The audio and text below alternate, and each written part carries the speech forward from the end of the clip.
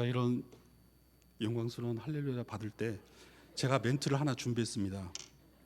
이렇게 헌신 예배 가운데 연약한 제가 설 수 있도록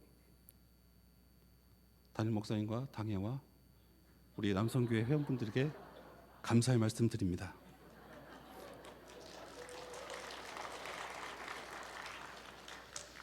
제가 감히 어디 남성교회 헌신 예배에 설 수 있을까요? 근데요, 이 또한 하나님의 은혜일 줄 믿습니다. 여러분 옆 사람에게 이렇게 고백하기를 원합니다. 하나님의 이름으로 사랑합니다. 하나님은 당신을 헌신자로 세우셨습니다.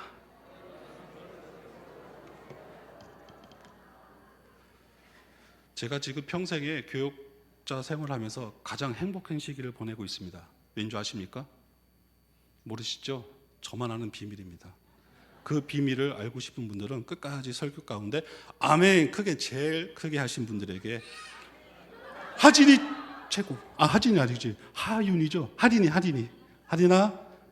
감사해. 오늘 말씀 하나님께서 인도하신 것 같습니다. 저는 어린아이가 아멘 크게 하는 거 보니까요. 여러분, 일생의 일을 두고 두 종류의 사람이 있다고 합니다. 일하면서 불평하는 사람과 일하면서 행복하는 사람입니다. 불평하는 사람은 일에서 불평하고 절에서 짜증입니다. 이런 사람은 사는 것이 얼마나 소중하고 자신의 역할이 있다는 것이 얼마나 큰 복인지를 모르기 때문입니다. 반면 충성된 사람은 이것 때문에 기쁘고 저것 때문에 감사합니다. 살아있음과 살아간다는 것이 얼마나 소중한지를 아는 데서 오는 것입니다. 지금 우리는 어떤 태도로 교회의 일, 맡은 일에 헌신하고 있습니까? 여러분의 충성된 헌신자이십니까? 양심이 있어야 되는데 다 아멘 하시네. 저 이거 할 때 아멘 안 나와야 되거든요. 아니면 불평과 억지로 하는 헌신자입니까? 이때 또 아멘 나오면 이것도 문제가 되는 거예요. 하나님은 여러분에게 어떤 헌신을 기대하시겠습니까?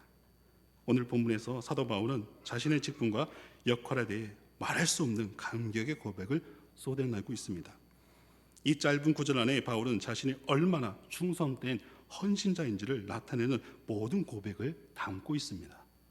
부름을 받고 난 후 바울의 생애를 살펴보면 하나님을 향해서 오직 감사와 기쁨과 감격의 고백으로 넘쳐나고 있음을 보게 됩니다. 이 행복의 고백이 우리 가슴을 파고드는 것은 그가 살아온 생명의 사명의 세월이 얼마나 험난한 역경의 과정이었는지 알기 때문입니다. 바울이 헌신자로서 행복을 고백하는 것은 결코 환경이나 여건, 상황에서 오는 것이 아님을 알 수 있습니다. 이 충성된 헌신은 바로 바울의 개인의 성령적 특성이 때문에 오는 것은 아닙니다. 우리는 빌립보 교회에 보낸 그의 편지를 통해서 알 수 있습니다. 빌립보서 2장 17절 18절에 만일 너희의 믿음의 제물과 봉사 위에 내가 나를 관제로 드릴지라도 나는 기쁘고 너희 무려 함께 기뻐하리니 이와 같이 너희도 기뻐하고 나와 함께 기뻐하라. 아멘. 바울이 자신을 관제로 드릴지라도 기뻐할 수 있는 헌신의 기쁨을 너희도 누릴 수 있다는 얘기일 줄 믿습니다. 이와 같이 모든 조건을 초월하여 행복으로 헌신케 하는 것은 바로 신앙의 비밀이요 복음의 능력일 줄 믿습니다. 이러한 초월적인 행복의 비밀을 내면 안에 간직할 수 있어야 충성된 헌신자가 될 수 있다는 것입니다. 오늘 본문을 통해 충성된 헌신자의 비결을 알아봄으로써 스스로도 기쁨 속에 헌신하며 하나님을 기쁘게 해드리는 헌신자가 되기를 바랍니다. 먼저는 충성된 헌신의 비결은 자신의 정체성을 파악하는 것입니다. 내가 누구냐, 자신이 무엇이냐 하는 것입니다. 특별히 그리스도인으로서의 내가 누구냐는 것입니다. 나는 나의 존재에 대한 정체성이 확실해지고 이것이 크게 느껴지면 그 다음에 하는 일이라는 것은 그리 중요한 것은 아닙니다. 이것이 시원치 않기 때문에 별로 크지도 못한 역할을 하면서 휘청거립니다. 조금 뭘 해도 교만했다가 좀 안 된다고 해서 열등감이 빠지고 야단입니다. 왜입니까? 정체성이 없기 때문입니다. 하나님 앞에서 내가 누구냐는 것이 아직도 확실치 않기 때문입니다. 오늘 본문에서 바울이 하나님 앞에서 자신의 정체성을 확고하게 고백합니다. 내가 전에는 해방자요, 핍박자요, 폭행한 자 있으나 도리어 긍휼을 입은 것은 내가 믿지 아니할 때 알지 못하고 행하였습니다. 우리 주의 은혜가 그리스도 예수 안에 있는 믿음과 사랑과 함께 넘치도록 풍성하였도다. 미쁘다 모든 사람이 받을 만한 이 말이여 그리스도 예수께서 죄를 구원하시고 세상에 임하셨다 하였도다. 죄인 중에 내가 괴순이라. 여러분, 그리스도인으로서 나는 누구인가? 하나님의 전적인 사랑과 국률함으로 은혜를 입은 존재일 줄 믿습니다. 이것이 그리스도인으로서의 바울의 정체성입니다. 이 은혜가 없었다면 자신은 그리스도인이 될 수 없었을 것입니다. 그리스도인이 될 수 없었다면 자신은 어떤 존재입니까? 바울은 그리스도인이 되기 이전에 자신의 삶을 가르쳐 오늘 본문에서 한마디로 말합니다. 죄인 중에 내가 괴순이라. 하나님이 은혜를 베풀어 자신을 그리스도인으로 불러주지 않았다면 자신은 죄인의 괴수로 하나님의 심판을 받아 멸망할 수가 없는 존재였다는 것입니다.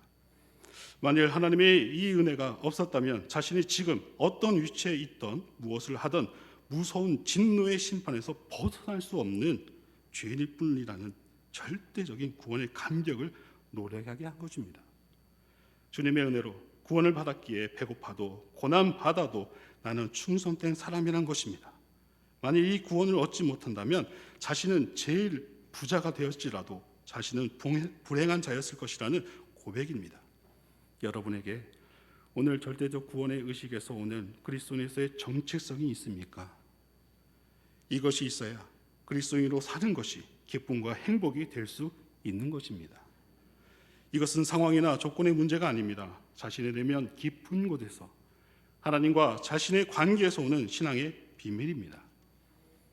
바울은 이런 절대적 구원 의식을 어디서 발견했습니까? 바로 사도행전 9장에 나오는 다메섹 도상에서 체험합니다.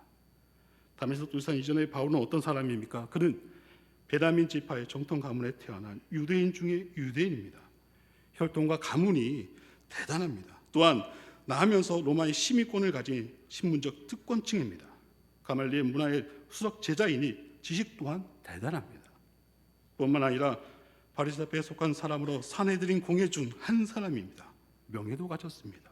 그리고 당시 세계적 공예인 헬라에 능통한 사람이고 능력 또한 뛰어났습니다. 이쯤되고 보면 자기에 대한 의가 대단할 수밖에 없습니다. 이런 사람에게 하나님의 은혜에 대한 의식이 있을 수 있겠습니까? 늘 자기 의가 납습니다. 그러니 감사할 수 있을 수가 없다라는 것입니다. 자신이 이렇게 된 것이 자신의 가문과 자기 노력과 능력 때문이라고 생각하니 무슨 감사가 있겠습니까? 자기가 잘나서 살고 자기가 잘나서 신앙도 갖고 자기가 잘나서 이런 위치와 성공을 이뤘다고 생각한 것입니다. 그러니 남을 선뜻 정죄하는 것입니다. 자기의 의의 기준에서 벗어난 것을 용납하지 못하고 힐날합니다. 그러니 그리스도인들을 핍박하는 일에 앞장설 수밖에 없는 것이죠. 이런 바울이 다메섹 도상에서 주님을 만났습니다. 정오의 태양빛 사이로 비춰오는 하나님의 영광의 빛 앞에 그는 고꾸라졌습니다. 그 영광빛 앞에서 그는 움직일 수 없었고 숨도 제대로 쉴 수 없었고 제대로 볼 수 없었습니다. 하나님의 한 줄기의 영광의 빛 앞에 그는 아무것도 할 수 없다는 무기력한 존재임을 발견하게 된 것입니다. 당장 앞을 보지 못하여 다른 사람의 손에 이끌려 걸어가는 신세가 되지 않았습니까? 하나님의 특하신, 특별하신, 그리고 시기만 했던 언제든지 먼지로 돌아갈 수 없는 하찮은 존재임을 자신은 온몸으로 확인한 것입니다. 그럼에도 불구하고 그는 지금까지 하나님을 향해 대항해온 것이다 라는 것입니다.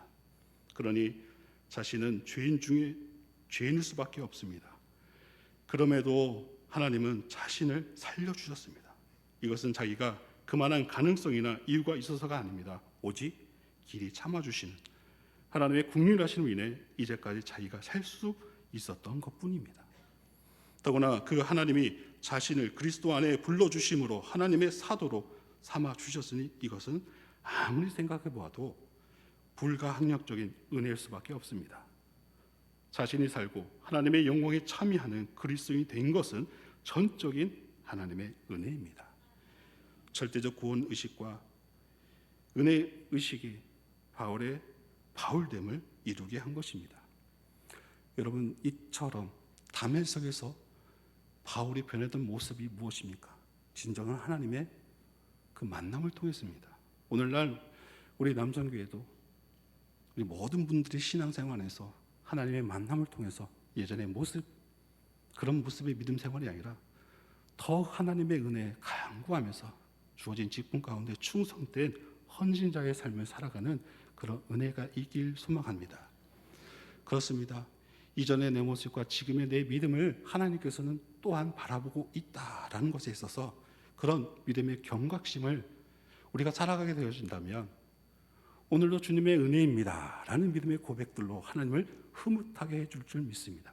그러면 우리 마음 가운데 시기, 질투, 그런 정죄하는 그 날선 눈동자가 아니라 선한 믿음의 눈동자, 사랑 가득한 눈동자로 변화될 줄 믿습니다. 사랑하는 성도 여러분, 오늘 그리스도인의 사는 것이 불만족합니까? 헌신하면서도 기쁨이 없습니까? 무엇이 문제입니까? 조건이 문제가 아닙니다. 부자와 가난은 문제가 아닙니다. 내면에서 자신이 누구인지를 잃어가고 있기 때문입니다. 충성된 그리스도의 삶을 살고 싶으십니까? 하나님의 절대적인 국률과 사랑의 은혜 앞에서 자신의 정체성을 다시 한번 확인할 수 있길 바랍니다. 사는 것이 비로소 행복해지게 되어진다라는 것입니다. 헌신이 기쁨으로 와닿게 되어진다라는 것입니다. 충성된 헌신자가 될 것이다라는 것입니다. 두 번째로 충성된 헌신자의 비결은 헌신의 사명을 깨닫는 데서 온다 합니다. 오늘 내가 하는 일이 성격이 어떤 것이냐를 아는 것은 매우 중요합니다. 내가 하는 헌신이 어떤 성격의 일이냐 하는 것을 알아야 합니다. 이것이 나의 일이냐 아니면 하나님의 일이냐, 나의 만족을 위한 것이냐, 하나님의 영광을 위한 것이냐 하는 것입니다. 지금 어떤 자세로 헌신하고 있습니까? 마지못해서 합니까? 기쁨으로 하십니까? 대수롭지 않게 여기십니까? 가장 중요한 것을 가지고 하십니까? 그러한 태도로 결정하는 요소는 자신 안에서 이를 바라보는 가치관에 달려 있습니다. 그리스도에게 맡겨진 일, 헌신의 성격을 안다면 그 태도는 달라집니다. 헌신이란 사명입니다. 여기서 헌신의 의미와 중요성이 있습니다. 여러분, 사명이 무엇입니까? 하나님이 내게 맡겨진 일입니다. 하나님은 왜 나를 세상에서 불러주셨으며 그리스도에서의 내 남은 생애를 통해서 무엇을 이루기를 원하시는가?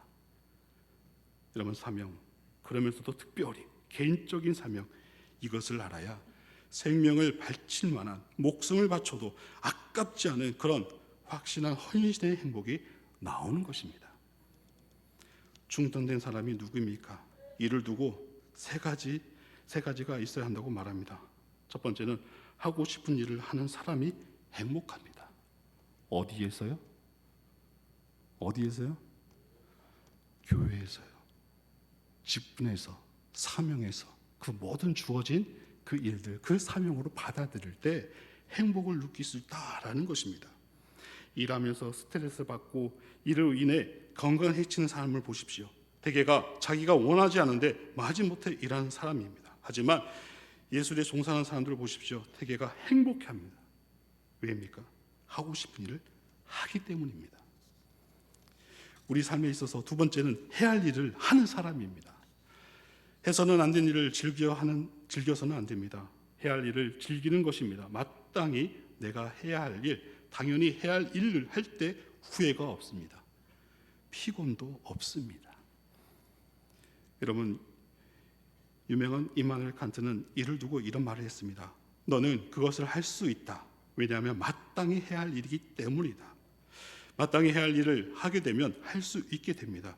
그걸 우리는 알아야 된다라는 것입니다. 여러분, 더 깊이 들어가면 어떤 말을 할 수 있을까요? 어떤 경험과 어떤 결단을 할 수 있을까요? 그것이 하나님이 나에게 주신 일, 그 사명으로 받아들이는 겁니다. 순종하는 것입니다. 여러분, 요새 교회에서 순종의 미덕이 없어요. 여러분, 인정하십니까?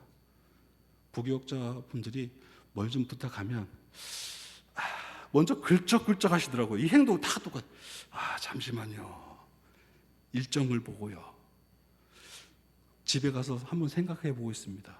저는 당장 급한데 여기 교회, 여기 사천원교회 말고 전교회예요. 제가 감히 사천원교회 얘기하겠습니까? 여러분 어떻습니까? 혹여나 부교역자들이, 혹여나 우리 구역장님들이, 혹여나 우리 선교회, 여성교회, 또 권사님 등등 모든 기관의 회장님, 임원들이 부탁하면 여러분 어떻게 하십니까? 예, 도와드릴게요. 제가 뭘 하면 되겠습니까? 제가 그거 얘기를 하겠습니까? 그 뒤에 뭐가 붙어질까요? 저에게 그 일을 함께 할 수 있도록 말해주셔서 감사합니다. 이 얼마나 은혜로운 말입니까? 서로서로에게 힘이 되고 또한 주의 일을, 주의 사명을 함께 하면서 땀 흘리면서 수고하셨어요. 뒤돌아가는 뒷모습 가운데 교역자들은 어떻게 합니까? 하나님, 저분들의 헌신 기억해 주세요. 저분들의 기쁨 가운데 하나님 일을 하시는 그 모습 가운데 하나님 은혜 부어 주시옵소서. 기도하지 않는 교역자들은 아마 없을 줄 믿습니다. 여러분, 교회를 가까이 하는 것, 교회를 가까이 하는 것, 말씀을 가까이 하는 것, 누구의 기쁨에 영광을 올려드리는 것입니까? 하나님께요. 단지 우리는 하나님만 생각하면 돼요. 단지 우리는 주님 받은 은혜에 대해서 하나님, 이것은 제가 헌신할 수 있지 않겠습니까? 이런 마음의 자세 있기를 소망합니다. 여러분, 마라톤 선수가 뛰다가 맨 마지막이 저만큼 가까웠을 때 마지막으로 전력 질주를 하지 않겠습니까? 그때 그 시간 아무 생각 없습니다. 오직 앞만 보고 전력으로 질주하는 것입니다. 인생을 그렇게 살아가는 사람이 충성된 것입니다. 제가 서두에 중간에 이런 말을 했잖아요. 글적글적거리면서 생각하고 순종하지 않는다. 여러분, 충성된 헌신자는 하나님이 저에게 그 일을 감당하는 그 은혜를 믿는 성도가 믿음의 삶에 있어서 전진할 수 있게 되어진다라는 것입니다. 언제 우리가 따지기를 시작했을까요? 여러분, 재지 마십시오. 뭔가를 가치관에 있어서 내 기준의 가치관을 말하지 마십시오. 교회 안에서는 아멘, 제가 함께 동참하겠습니다. 주님, 그 일을 제가 감당하겠습니다. 그런 분들이 많은 교회는 어딜까요? 이건 크게 해도 됩니다. 어딜까요? 지금 하나님 다 들으셨어요. 제가 부탁하거나 구역장이 부탁하거나 각 기관의 임원들이 부탁할 때 혹여나 다 하면 신고하십시오. 제가 하나님께 신고할 거예요. 여러분, 내가 아니면 누군가를 통해라도 이루어져야 합니다. 하나님의 뜻은 반드시 이루어져야 하기 때문입니다. 그런데 그 일에 내가 선택받고 쓰임을 받는 것입니다. 그리고 그 일은 인생의 가장 영광스러운 일일 줄 믿습니다. 그 일을 하다가 끝나면 미완성으로 살아가는 것이 아니라 영원한 하나님의 영광을 이루어진다라는 것. 지금 이 순간의 헌신이 영원한 하나님의 영광으로 이어지게 된다라는 것입니다. 그렇게 지상에서 할 수 있는 최고의 가치 있는 일이 충성된 헌신이라는 것. 여러분, 스데반은 돌에 맞아 죽어가면서 자신에게 맡겨진 사명, 복음의 전파에 헌신합니다. 그 순간 하늘의 문이 열리고 예수님 보좌에서 일어나 그를 맞이하는 영광이 전개됩니다. 이것이 헌신입니다. 오늘 본문에서 바울은 충성된 헌신자의 비결을 이렇게 들려줍니다. 12절, 나를 능하게 하신 그리스도 예수 우리 주께 내가 감사함은 나를 충성되이 여겨 내게 직분을 맡기심이니 라고 써 있습니다. 하나님께서도 딱 보시고 충성 잘할 것 같은 나를 선택하신 거예요. 선택하신 거예요. 옆에 분들에게 이렇게 말합니다. 하나님께 코 꼈어요. 도망 못 가요. 그냥 충성하세요. 맞습니다. 우리는 하나님께 은혜의 코가 콕 끼었습니다. 그렇게 받아들이면 기뻐요. 그렇게 받아들이면 하나님이 그 모든 것들을 채워주시고 일할 수 있는 능력 허락해 줄 줄 믿습니다. 나의 오늘은 하나님이 맡겨주신 것입니다. 절대적 사명입니다. 나는 이를 위해 오늘 여기에 있는 것입니다. 이것을 위해 살지 않는다면 내 인생은 헛된 것입니다. 이 절대적 사명의식이 험난한 사명의 길을 가면서도 바울로 행복하게 만든 것입니다. 더구나 이를 위해 하나님은 나에게 감당한 능력도 주셨다라는 것입니다. 사명은 결국 내 힘으로 하는 것이 아닙니다. 하나님의 능력으로 일은 이루어진다라는 것입니다. 그러니 헌신하고 나면 행복할 수밖에 없습니다. 내 안에 역사하신 하나님의 능력에 대한 놀람을 스스로 안에서 먼저 발견하기 때문입니다. 아이고 하나님, 이렇게 저에게 능력이 있을 줄 몰랐네요. 아이고 하나님, 오늘도 우리 모든 성도들이 아멘 하면서 하나님 말씀을 듣는데요, 충성된 헌신자가 된다고 말로써 고백했나요? 하나님 책임져 주십시오. 능력 주십시오. 여러분, 오늘 이 선포된 말씀이 흐트러졌던 하나님을 향한 충성된 헌신자의 그 사명 다시금 회복되길 원합니다. 작은 일건 큰 일건 없습니다. 하나님을 향한 나의 믿음의 참된 헌신의 모습이 되어져 가는 것입니다. 하나님은 가장 영광스러운 일을 사명으로 맡기시고 헌신의 기회를 주셨습니다. 맡겨주심이 감사이고 쓰임받는 것이 기쁨이고 일할 수 있는 기회가 주어졌음이 행복임을 알아야 된다라는 것입니다.